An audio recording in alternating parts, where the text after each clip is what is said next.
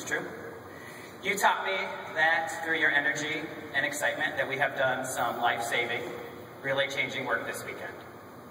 Here in Pittsburgh, we heard from some amazing speakers, heard some incredible stories, and we made pledges to fight back in potentially new ways. But what I'm most excited about is that we are on the brink of making a bigger difference. When I think about Relay, I start to cry. When I think about Relay and what we do and why we relay, I think it comes down to two things: courage and love. Relay isn't easy. If we just wanted to raise some funds for cancer research, or if we just wanted to participate in an event, there are easier things that we could do. And I would name them, like Susan and Lance, but that would be offensive.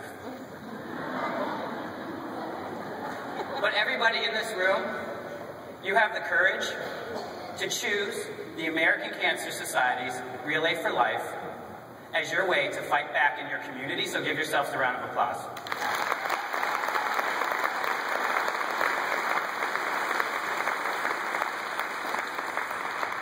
Everything that we do, everything that we've done, everything that we've accomplished, it's because of courage. When you raise your hand and say, "I'll do that," instead of sitting in the back of the room quietly, when you're sitting at home on the couch, eating your pretzels, and you think, "I'm going to write that agenda for the committee meeting instead of watching Here Comes Honey Boo Boo." And I know you all watch it, because we're relayers and we all holler for $1. Don't lie. It's true.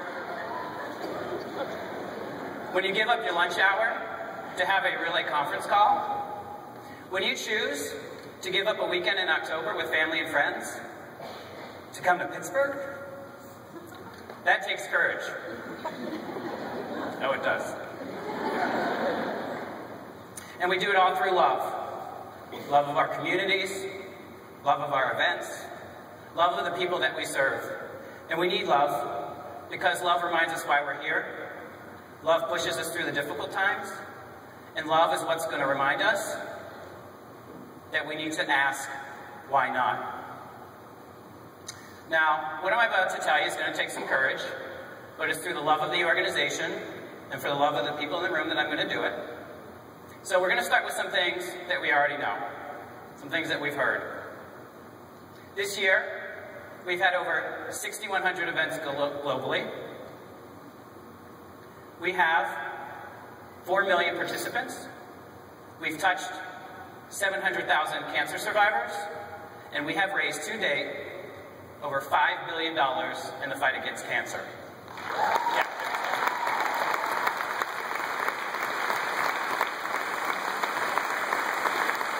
With those numbers, we are the largest nonprofit movement, not event, not fundraiser, but movement in the history of the world. Who could have ever imagined that, right? So give yourselves another round of applause.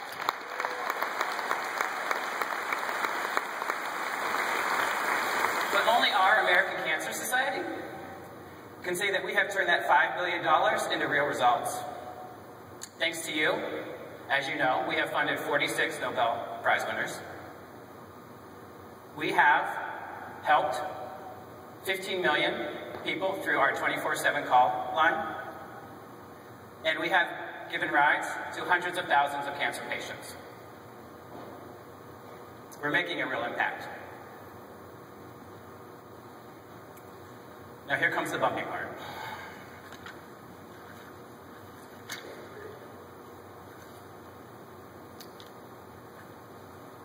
And I don't mean to be Debbie Downer. But although we have hope, it takes a little bit more. We have given hope through our $5 billion to our communities, to East Central, to the nation, actually to the globe. But we need to do better. We need to do better because people are still dying. Because 1 in 2 men and 1 in 3 women will still hear the words, "You have cancer." But it's through the courage of your participation in the American Cancer Society's Relay for Life and your love of your communities that I know that we will change that. We will make hope happen. It's also through the love and the courage of those people that we honor and celebrate at Relay that we find our motivation and hope. This is my friend Sue. Sue is an ACS staff person, and right now she's battling breast cancer for the second time. She's only 40 years old. Just so happens that I turn 40 next week. So when I compare our lives and think of what Sue has had to endure in her life, it makes me mad. It makes me pissed off. Sue gives me the courage and the motivation to fight. Just looking at Sue smile, you see what courage and love is all about.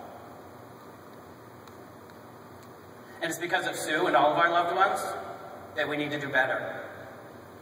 Sue gives me the courage to tell you a little bit more. Unfortunately, this year in East Central, we were down 5,000 participants. That equated to a loss of $1 million. We're at a crossroads. Our organization is at a crossroads. We need to stop with our checklists. We need to stop saying that won't work in my community. We need to stop saying, we've tried that before, or I don't think that will work. We need to do that because we need to ask the question, why not? So that we can dream bigger, hope bigger, and relay bigger.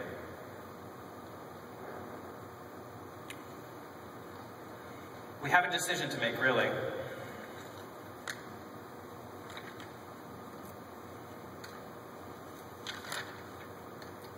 Because we have the courage to participate, and because we lost our way a little bit.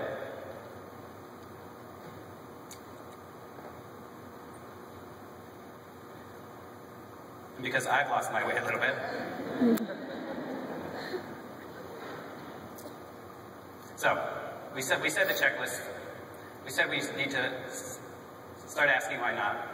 And instead of saying that our community only wants to reach a 3% growth this year, how about we say, how do we reach 50 new participants in a new way? Because if each of our events recruited 50 new participants, and each of our individual participants raised a $100 minimum, we would go from a decrease to an increase in fundraising. Why not, right? Why not? Two easy words, but they take courage. We've come comfortable with our Relay model, comfortable with our ceremonies, comfortable with our meetings, comfortable with our committees. We're all a little guilty of it. I'm guilty of it. But if we're going to raise another $5 billion and do it in a quicker time than we've done before, we need to start asking why not, so we can dream bigger, hope bigger, and relay bigger. And my friends, when that damn Margaret raises her hand in the back of the room, and she says, do you really think a group of 600 people in a ballroom in Pittsburgh, if they set their mind to it, that they could change the course, the direction, the future of a $400 million volunteer organization in unison and with complete confidence? Those people would say, why not? Thank you for participating. We have a decision to make, and we need your help. With many organizations like ours that have summits like this, the prize is the invitation. My friends, the prize is not the seats that you sit in. The prize are the people that we meet, the stories that we hear, the opportunity to fight back against cancer.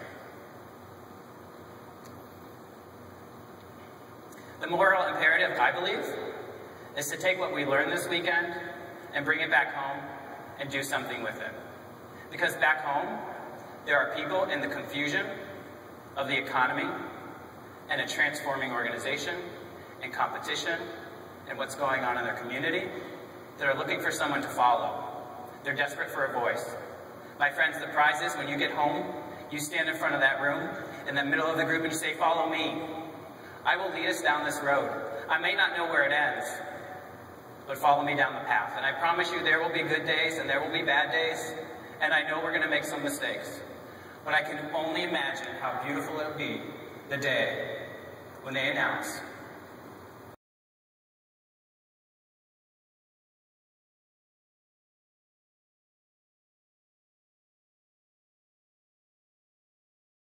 hope big, relay big is just a theme, just some words on a banner, then we have failed. It needs to be our battle cry. It needs to be the principles that we live by. Anything less than that isn't good enough, not for us. My name is Ram Sirocco, and with every ounce of my being, and until the day I die, I am a relayer. Thank you.